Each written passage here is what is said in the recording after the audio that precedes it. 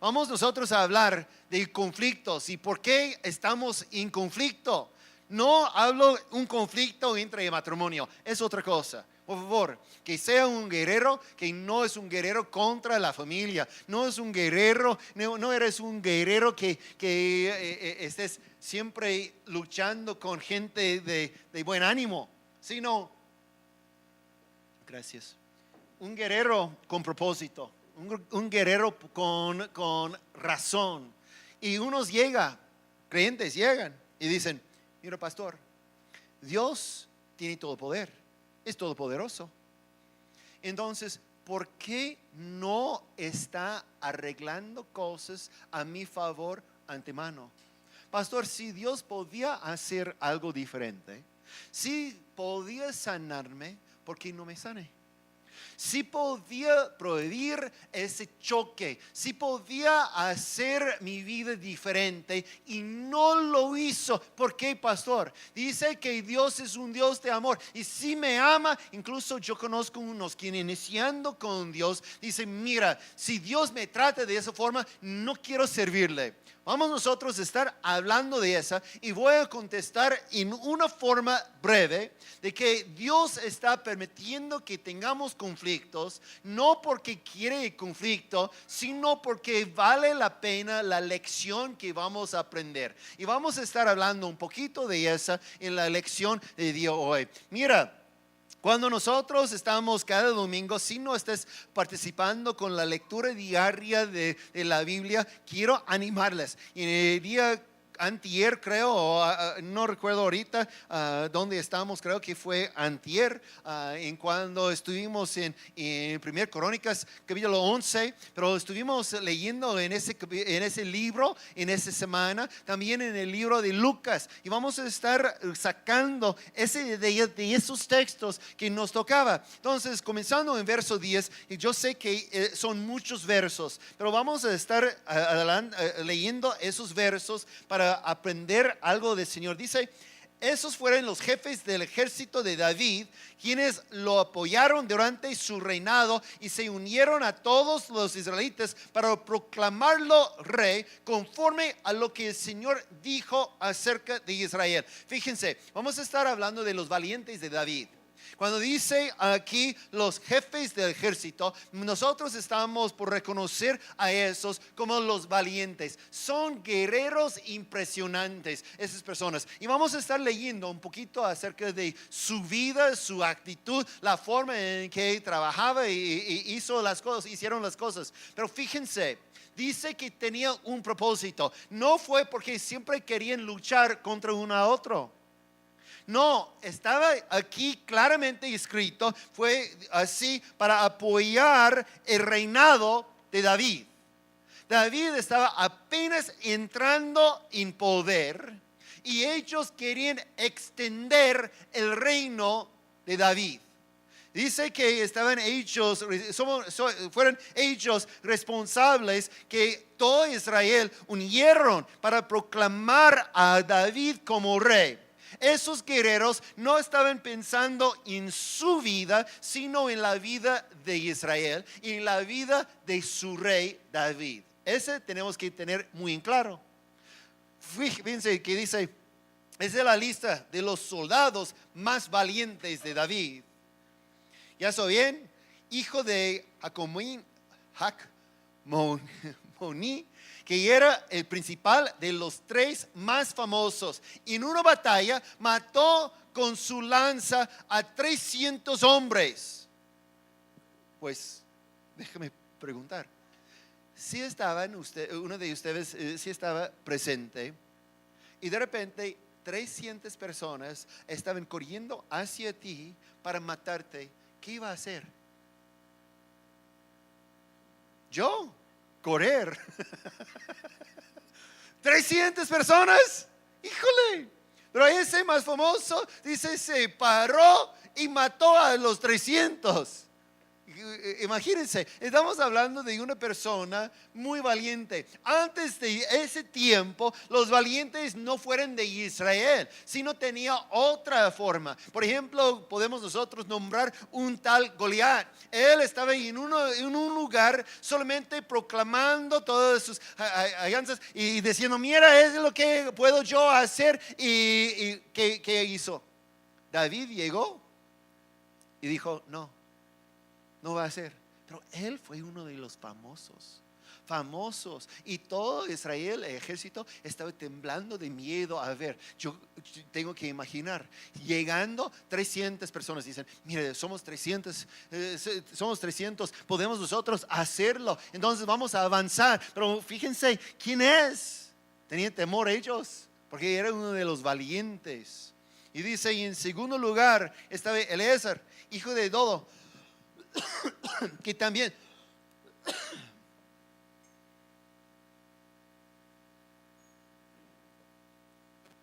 el clima cambió mucho de Chihuahua hacia acá. Está batallando.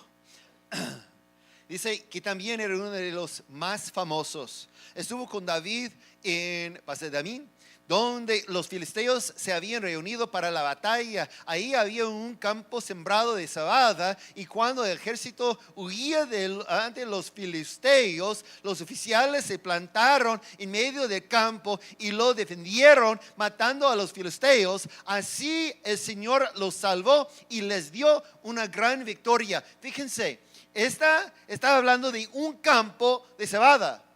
¿Cuánto vale? No mucho. Puede ir a Abastos y comprar por kilo, muy barato. Y cuando está todavía en el campo, aún más barato, porque todavía tiene que trabajar. Ese es como decir, no vale mucho, pero ellos estaban diciendo, no puede pasar de ese lugar. Es como nosotros, si estamos afuera y de repente comienza una lucha. Yo puedo imaginar una lucha si se encuentra un billete de esos nuevos 500. No, es mío. No, es mío. Pero si es una moneda de 10 centavos, ¿quién está luchando? Pues nadie quiere incluso doblarse para agarrar del piso. No, tú, no, ni un niño.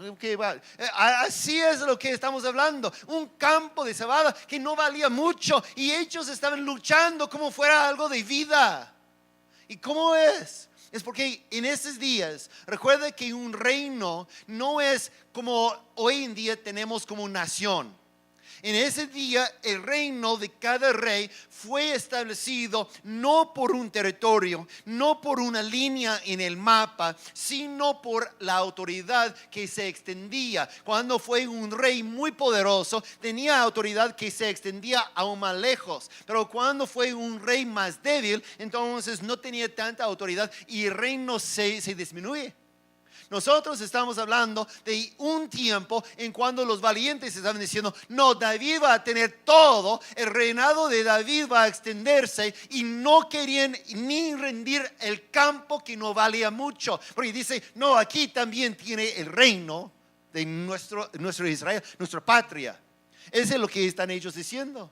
Y luego dice, en otra ocasión, 3 de los 30 más valientes fueron a la roca hasta la cueva de Adulán, donde estaba David, y el ejército filisteo acampaba en el valle de Refaín. David se encontraba en su fortaleza, y ese tiempo había una gobernación filistea en Belén. Recuerda que Belén fue la ciudad de David. Nacía en Belén, y así fue su casa. Pero en ese momento tenía todos los filisteos, el ejército filisteo. Y como David tenía mucha sed, exclamó, ojalá pudiera yo beber agua del pozo que estaba en la entrada de Belén. Yo entiendo esa. ¿Sabe que diferentes aguas tienen diferentes sabores?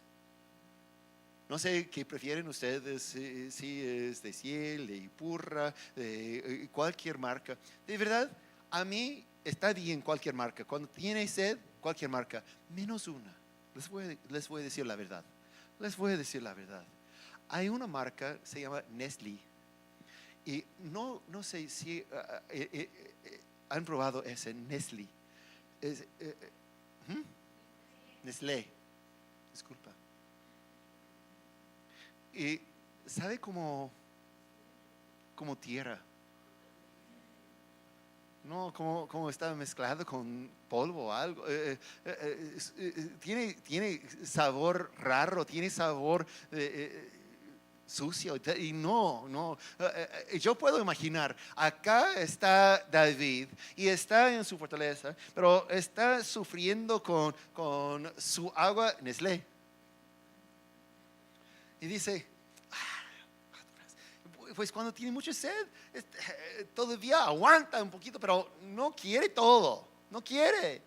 Y luego dice, ojalá que pudiera beber el agua de pozo enfrente de la puerta de Belén, mi casa, recordando, ese es algo rico, está limpiecito y todo. Solamente hizo ese comentario. Y en respuesta de esa, dice, entonces los 3 valientes se metieron en el campamento filisteo, sacaron agua del pozo de Belén y se la llevaron a David. Pero David no quiso beberla, sino que derramó el agua en honor al Señor y declaró solemnemente que Dios me libre de beberla. ¿Cómo podría yo beber la sangre de quienes han puesto su vida en peligro? Se jugaron la vida para traer el agua y no quiso beberla. Pues estaba aprendiendo como rey. Tiene que tener mucho cuidado con lo que dice, porque todos están diciendo, mira, no es mi cosa, no son mis deseos, no es mi asunto, sino el asunto del rey. Y si quiere el agua, entonces, ¿y cuántos van a meterse en guerra por solamente sacar un vaso de agua? Pero esos, porque quería, como dice en el principio de la lectura hoy, dice que fuera para establecer el reinado, para establecer su nombre. En cualquier cosa que David dice, ellos están listos de hacer. Y por eso fueron los valientes. Imagínense, hacerle guerra por solamente un vaso de agua. Abisai, el hermano de Joab, estaba amando de los 3 y ganó fama entre ellos. En cierta ocasión, lanza en mano, atacó y mató a 300 hombres. También 300. Se destacó mucho más que los 3 valientes y llegó a ser su jefe, pero no fue contado entre ellos. Benaías, hijo de Jehoiada, era un guerrero de Cabsel que realizó muchas hazañas. Derrotó a 2 de los mejores hombres de Moab. En la versión que está encontrado en Samuel dice 2 leones. No sé, esos hombres fueron tan valientes, tan fuertes como leones. Está mezclada esas palabras en ese, pero dice así. Ellos estaban y dice derrotó a 2 de los mejores hombres de Moab. Y en otra ocasión, cuando estaba nevando, se metió en una cisterna y mató un león. Pues yo no sé si estamos hablando de su corazón o de su mente en esa, porque de verdad, si hablamos de cisterna, pozo, algo así, lo que pasa es que en el texto indica que ese fue un pozo de agua que se secó y no tenía agua. Entonces lo normal es para proteger a las personas caminando en el campo, se tapa.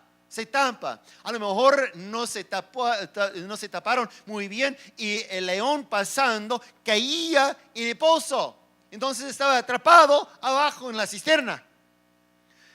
Eso me hace preguntar, entonces, ¿por qué se mete? Desde arriba puede matarlo. O incluso, ¿por qué necesitaba matarlo? Por solo va a morir porque no tiene hambre. Muy pocas veces va a estar pasando algo para cazar y dice, me brinco también. No, una vez que está abierto con un león rugiente adentro, ¿cuál animal va a caer adentro? Va a morir en un día. Pero dice que un día en cuando estaba nevando con el frío extremo, y yo no sé cómo fue ese asunto, pero decidió meterse en el pozo para luchar contra el león. Y el león obviamente tenía hambre, porque no puede estar adentro por mucho tiempo sin hambre, porque no estaba comiendo. Estamos hablando como en los días de Daniel. Recuerda que estaba metido en el pozo de leones, y en ese momento tenía mucha hambre, pero por el poder del Señor, el poder de Dios, se tapó, se cerraron la boca de los leones. Y luego, después de levantarle a Daniel de foso, entonces se metieron los demás y estaban comidos rápidamente. Ese león también. Y obviamente no fue solamente él en su mente. Yo quiero meterme en... Tenía testigos. Yo creo que pues como los otros guerreros estaban caminando, tropa de guerreros un día en el campo, y estaba escuchando ese león rugiendo, y se metieron al lado para ver. Mira, es un león, sí, está atrapado adentro, etcétera. Y dice, ¿quién quiere meterse para atacar al león? Y todos, pues, ¿cómo? ¿Por qué? Matamos de aquí arriba. Y ese Benaías dice, yo me meto. Me parece divertido.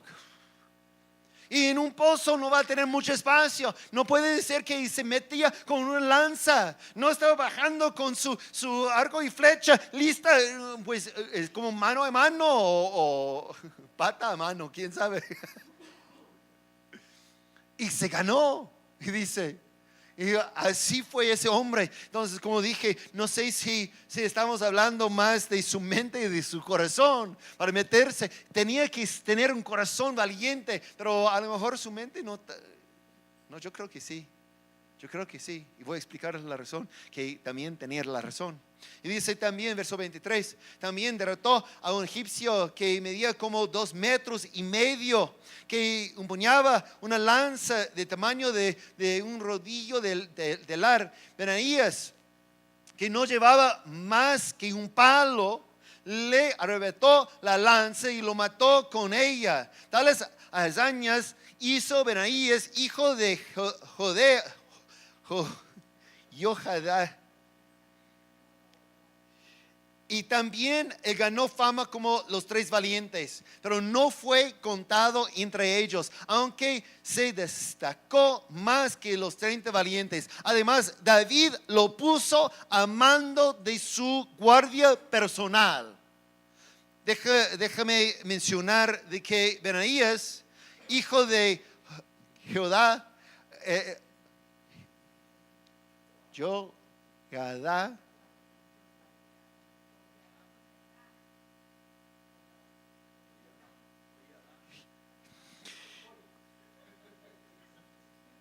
es sacerdote.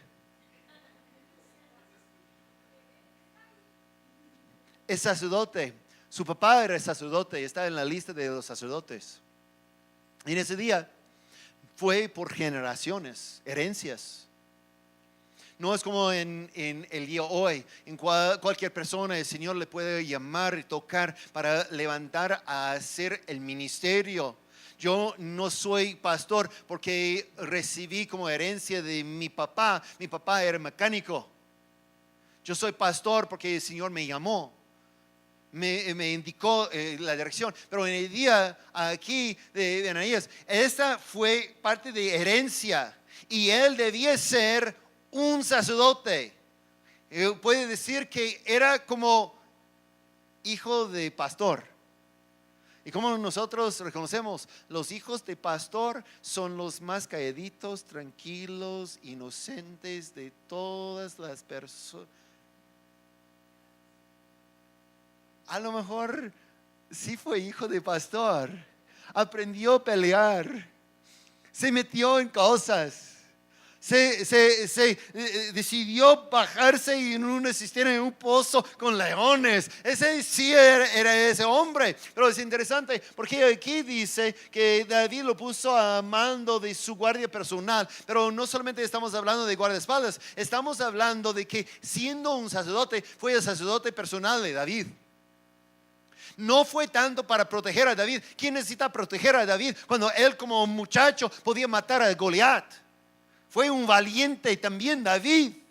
Todos reconocieron esa. No necesitaba un guardaespaldas, sino de forma espiritual, de protegerles, de recordarle de toda la ley de Dios. Y estaba guiando, guardando su vida de esa forma. Pero así es. Y luego tenemos la lista más amplia de todos los soldados que fueron distinguidos como los valientes. Pero fíjense, cuando hablamos de los valientes de David, llegaban a ser los valientes por unas razones, y estaba yo pensando en las razones y escribí aquí. Primero, tenían ellos mucha experiencia. No llega a ser un valiente de David como un guerrero valiente si no tiene experiencia. Ha pasado tiempo de entrenamiento. El ejército en cualquier país que quiere analizar tiene tiempo de entrenamiento para que cuando están en tiempo de guerra pueden hacer con éxito. Y lo más experiencia que tiene, lo más que pueden hacer. Y los valientes de David tenían mucha, pero mucha experiencia. Y también eran en esa lista porque ellos fueron listos de hacer cualquier cosa en cualquier momento sin temor. No tenían temor. Ese se marca cuando uno dice, sí, yo me meto en un pozo con un león. No tiene temor. Unos pueden en ese día pensar, ya es loco. Pero no es tanto que es loco, ese simplemente no tenía temor, no entiende qué es miedo. Ellos dicen, mira, yo voy adelante porque yo soy un guerrero valiente, y tampoco están preocupados por sus propias cosas. Como en el caso del agua con David. Ellos no dicen, mira, no vale la pena, solamente un vaso de agua, si muere, ¿qué va a pasar? No estaban pensando nada de eso. Para ser un guerrero valiente, tiene que entender de que otra prioridad existe, no es mía. Ellos estaban con una sola preocupación, establecer el reinado de David. Ese tenemos que tener muy en claro, porque cuando estamos analizando por qué está Dios permitiendo varias cosas pasar en nuestras vidas, necesitamos entender algo, que sin un enemigo no vamos a tener experiencia en la batalla. Sin un problema no vamos a ver si estamos listos de hacer cualquier cosa en cualquier momento, y si estamos listos de hacerlo sin temor. No vamos nosotros a estar listos de hacer las cosas que el Señor quiere si estamos nosotros preocupados todavía por los intereses propios. Nosotros tenemos que entender una sola cosa, como en los días de David tenemos que ser los guerreros valientes con solamente una preocupación: establecer el reinado de nuestro rey. Eso es lo que Dios está buscando. Es lo que Dios quiere de nosotros. Fíjense, también Jesús hablaba de eso en la vida de nosotros. Ellos se metieron contra los filisteos solamente por un vaso de agua, pero Jesús mencionó ese también entre sus guerreros, sus discípulos. En Marcos capítulo 9 verso 41 dice: les aseguro que cualquiera que les dé un vaso de agua en mi nombre, por ser ustedes de Cristo, no perderá su recompensa. Habla de un vaso de agua y unos dicen, mira, no vale mucho, pero sí vale. Cuando Cristo está por establecer su reinado, cuando ese es asunto de establecer su fama, nosotros hacemos cualquier cosa. ¿Por qué? Porque somos guerreros valientes. Valientes. Como Benaías, ya pasábamos un tiempo analizando, pero él no quería solamente ser un sacerdote quien oficiaba en el templo. Quería ser un guerrero. O a lo mejor él entendía algo que estamos nosotros por entender hoy, que son la misma cosa en el corazón de Dios. Cuando es asunto de establecer su reino, estamos nosotros sirviendo como sacerdote. De verdad, Pedro habla de eso, que debemos nosotros ser un sacerdocio real. debemos nosotros tener una preocupación por el bienestar del reino, no el bienestar de nosotros mismos, no preocupándonos por la casa. Acaba de mencionar que un deseo estuviera para poner en la casa de Dios una pantalla, y dice, está bien, pero tiene a lo mejor ganas de poner esa pantalla en la casa propia. Pero ¿qué es la prioridad? ¿Qué es la prioridad? Dice, en mi casa, porque voy a aprender muchas más horas que está en la iglesia. No entiende lo que estoy diciendo. Un guerrero está rindiendo sus deseos, sus cosas en favor del reino de Dios. Benanías entonces no fue un hijo típico, porque incluso de mis hijos, no creo que ninguno iba a meterse en un pozo con un león. Desde arriba puede matar. Les he dado sabiduría. No, es interesante esa. Pero Jesús también tenía guardaespaldas. Hablando de Benanías, él fue guardaespaldas, y puede decir de David. Pero Jesús también. Y unos dicen, ¿cómo tenía guardaespaldas? Fíjense lo que dice en Mateo 26 y verso 51, dice, en eso uno de los que estaban con él extendió la mano, sacó la espada y hirió al siervo de sumo sacerdote, cortándole una oreja. Y unos van a decir, mira, ese no significa que tenía guardaespaldas. E incluso después Jesús dice, mira, guardaespaldas, no puede estar así, sanando al hombre, etcétera. Y unos va a contradecirme que no fue su guardaespaldas. Pero fíjense en lo que había dicho Jesús antes. En Lucas capítulo 22, en verso 35, dice, luego Jesús dijo a todos, cuando se los envié a ustedes sin monedero, ni bolsa, ni sandalias, ¿acaso les faltó algo? Nada, respondieron. Ahora, en cambio, el que tenga un monedero, que lo lleve. Asimismo, el que tenga una bolsa, y el que nada tenga, que venda su manto y compre ¿qué? Una espada. Está él animando a sus discípulos a convertirse en guerreros.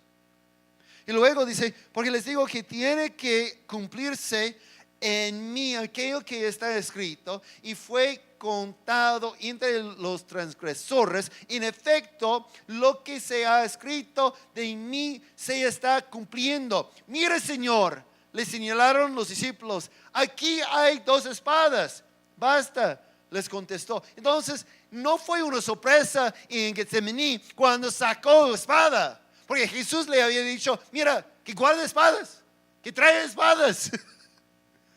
No es casualidad que estaba allá y esa sin experiencia, gloria a Dios, porque podía partir su cabeza en vez de solamente cortar la oreja.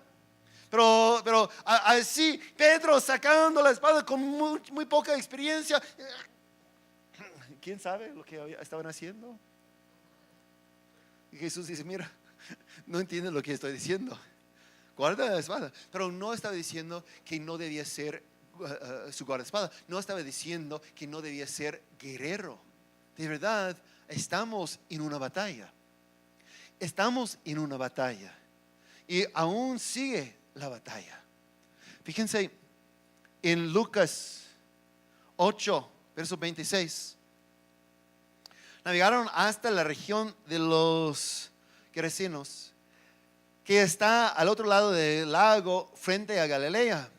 Al desembarcar Jesús, un endemoniado que venía de pueblo le salió al encuentro. Fíjense, vamos a seguir leyendo, pero tiene que entender lo que está diciendo, porque muchos pierden la vista en ese verso. Cuando dice aquí que el endemoniado salió al encuentro, es un término de batalla. Es un término de batalla. El hombre, nosotros podemos leer, imaginar que venía para ser salvo, para ser sano, para expulsar a los demonios. No, no es así. Él tenía reputación en la área que nadie lo podía dominar. Estaba él responsable por muchas heridas de las personas quien pasaba de ese lugar. No fue un lugar seguro por la presencia de ese hombre. Y impulsado por los demonios, estaba viviendo con los ojos del hombre. Mira, vienen otras personas y corrían al encuentro para atacar. Pero luego dice un poquito acerca de él. Hacía mucho tiempo que ese hombre no se vestía, tampoco vivía en una casa, sino en los sepulcros. Cuando vio a Jesús, en verso 28 es cuando de repente cambia toda la situación. Porque en verso 27 está viendo a unas personas y está lanzando para el ataque. Pero dice en verso 28, cuando vio a Jesús. Esa es buena noticia, porque los demonios no saben todo. Estaba ese hombre endemoniado con muchos demonios y ninguno sabía que es Jesús. Y ellos impulsaron al hombre correr hacia Jesús sin saber que fue Jesús, para atacar a Jesús sin saber que iban a perder. Llegando, de repente, ups, estaban diciendo, reconociendo que fuera Jesús, dio un grito y se arrojó a sus pies. ¿Qué grito fue? Ups. ¿Quién sabe? Entonces exclamó con fuerza: ¿por qué te entrometes, Jesús, Hijo de Dios Altísimo? Te ruego que no me atormentes. Entonces ellos de repente podían reconocer la autoridad que tiene Dios, la autoridad que tiene Jesús. Y no podían ellos atacar, golpear, ni maltratar a Jesús. Y ellos estaban preocupados. No nos atormentas, no nos haces daño. Y fíjense, que es que Jesús le había ordenado al espíritu maligno que saliera del hombre. Se había apoderado de él muchas veces y aunque le sujetaban los pies y las manos con cadenas y lo mantenían bajo custodia, rompía las cadenas y el demonio lo arrastraba a lugares solitarios. Fíjense, tanta fuerza tenía por los demonios que podía romper esas cadenas, esas fuerzas. ¿Cómo te llamas?, le preguntó Jesús. Legión, respondió, ya que había entrado en él muchos demonios. Y esos le suplicaban a Jesús que no los mandara al abismo. Y aquí tengo la misma pregunta que iniciamos. Dicen ellos, por su palabra, que Jesús tenía la autoridad para mandarles al abismo. Como había una manada grande de cerdos paseando en la colina, le rogaron a Jesús que los dejara entrar en ellos. Así que él les dio permiso. Entonces tengo pregunta. Si Jesús tenía la autoridad para mandar a los demonios, estamos hablando de una legión de demonios, muchos demonios, mandar a los demonios al abismo para nunca jamás afectar, atacar ni ser un problema en la tierra. ¿Por qué no lo hizo? ¿Por qué no lo hizo? ¿No es la misma pregunta que hacemos en los principios? Porque preguntamos, si Dios tenía el poder, ¿por qué no me libró de ese problema? Si Dios no tenía esa, ¿por qué no? Porque Dios podía sanarme, ¿por qué no? Etcétera. Y la misma estoy preguntando. Si Jesús tenía la autoridad para echarles al abismo, en vez de estar en la tierra con un problema, ¿y qué pasó? Dice que Él dio permiso a ellos entrar en los cerdos. En los cerdos. Jesús sabía lo que iba a pasar. Y no fue solamente porque no quería los cerdos. Fíjense, Y cuando los demonios salieron del hombre, entraron en los cerdos y la manada precipitó al lago por el desempeñadero y se ahogó.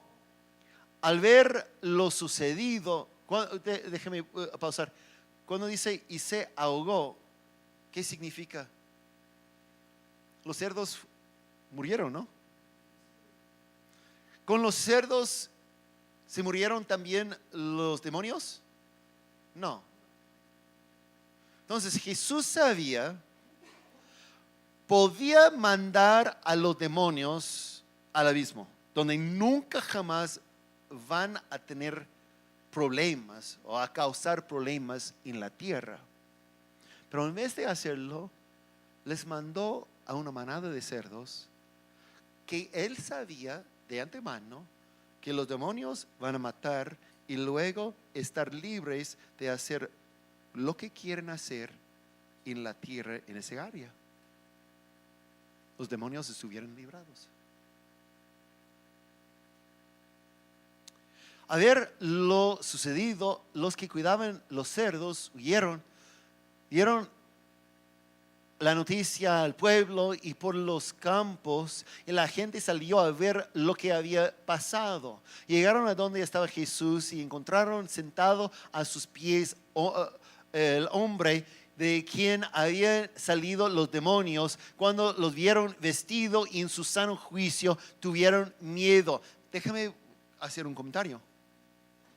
A llegar donde Jesús estaba enseñando, escuchar las enseñanzas de Jesús, ¿iba a causar miedo? No, está hablando. A ver un hombre quien antes estaba tan violento que fuera imposible pasar por ese lugar, ahorita ya vestido, en su sana razón, está contento, todo bien, ¿iba a causar miedo? No, tampoco. Entonces, ¿por qué tenían miedo? Porque tenían miedo. Les propongo, por saber que tenía legión de demonios buscando casa.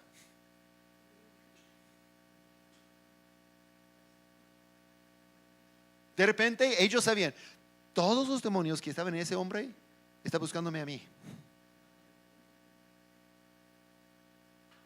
Y provocó un miedo.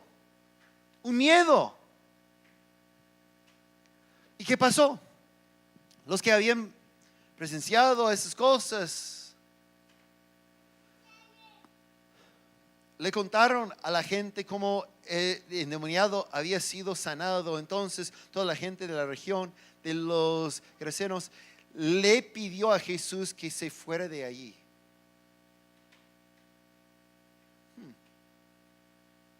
Que se fuera de allí, porque les había entrado mucho miedo. No querían estar en medio de un campo de batalla. Dice, mejor, Jesús, que vayas a otro lugar, que estás en otra parte.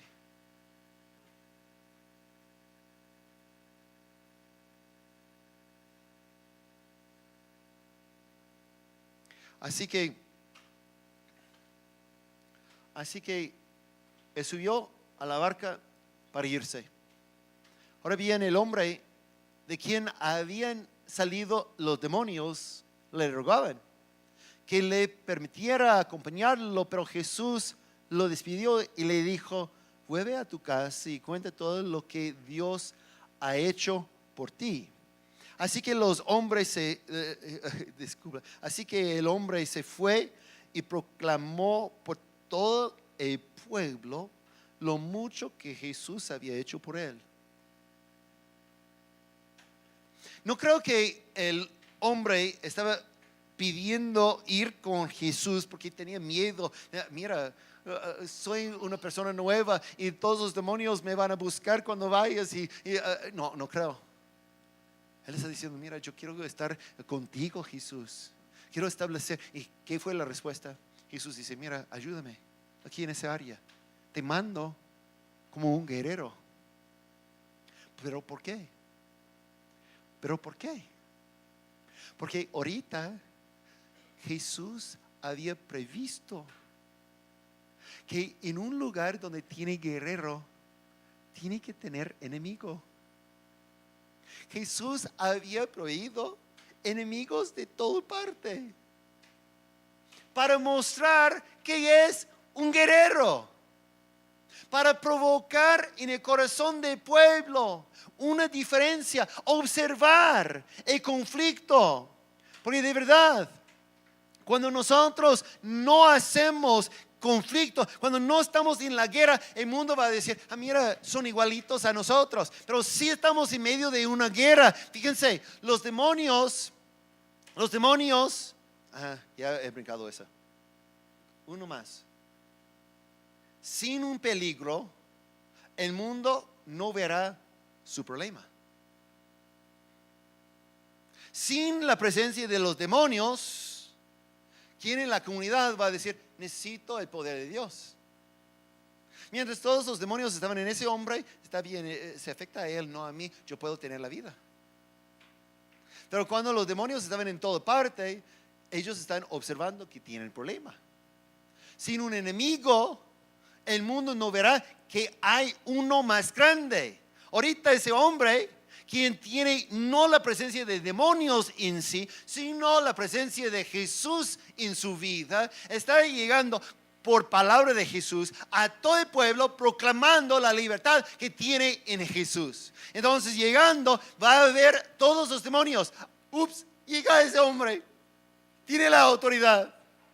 Ese hombre, quien antes ellos podían dominar, pero ahorita ese hombre está expulsándoles a ellos, está ataque contra ellos, porque había conocido a Jesús, porque tiene un enemigo. Y el mundo va a ver la diferencia, que Dios es más grande. Y sin un enemigo, el mundo no verá que Dios tiene la victoria.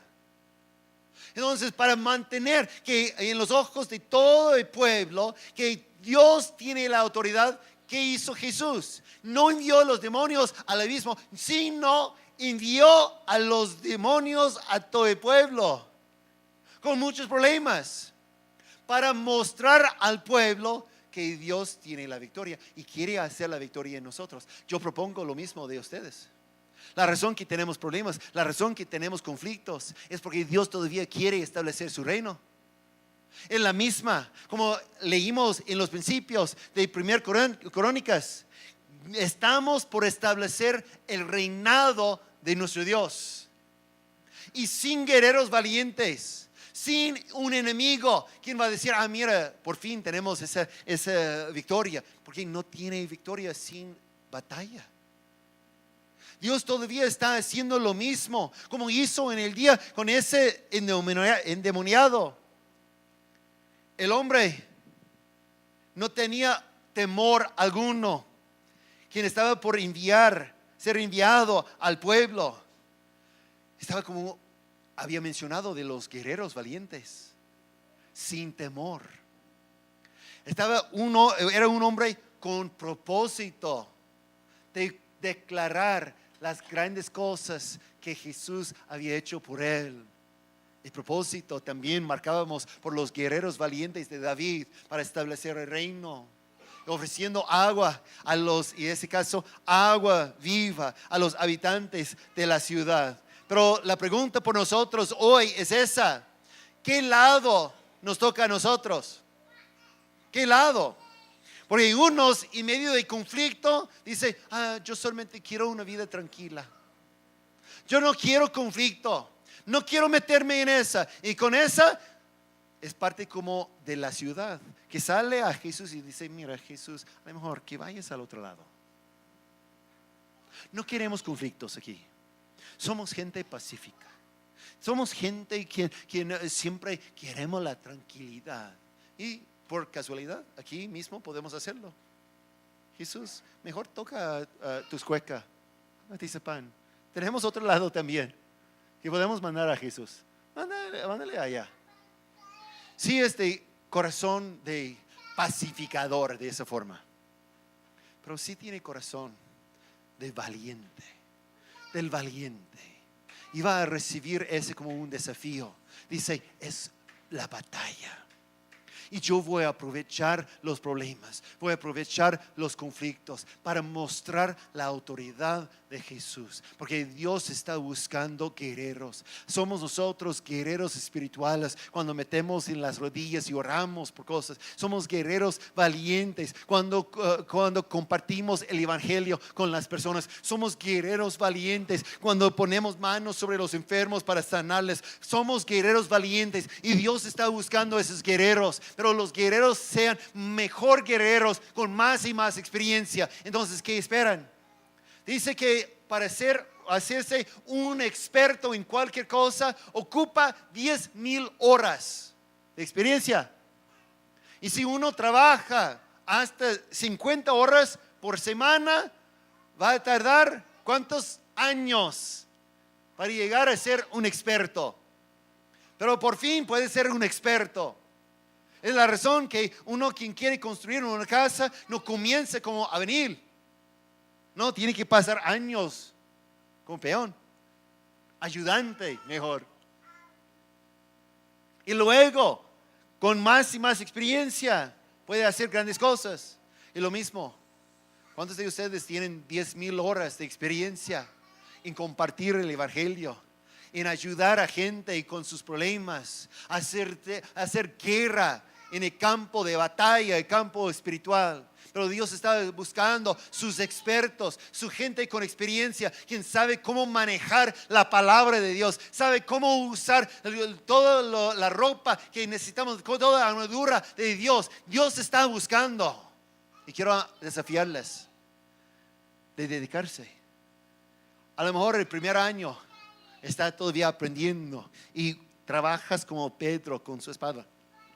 Y Jesús tenía que decir: mira, guarda espada, te voy a sanar su oreja. Pero poco a poquito vamos a estar llegando a nivel en cuando decimos: mira, aquí hay un lugar donde los leones están en pozos. Por la experiencia podemos hacer grandes cosas, porque el Señor todavía busca. Dios busca a los guerreros para establecer su reino. No nos preocupamos por nosotros, sino solamente una cosa: su reino. Me da mucho gozo que la iglesia apoya muchas misiones. Y como había mencionado, ellos son los guerreros de verdad. Ellos son los quienes están diciendo: mira, un día me van a matar, y cuando me matan, envían 2 más. Tenemos que tener guerreros listos, y quiero animarles de ser esos guerreros. Inclina tu rostro conmigo, por favor.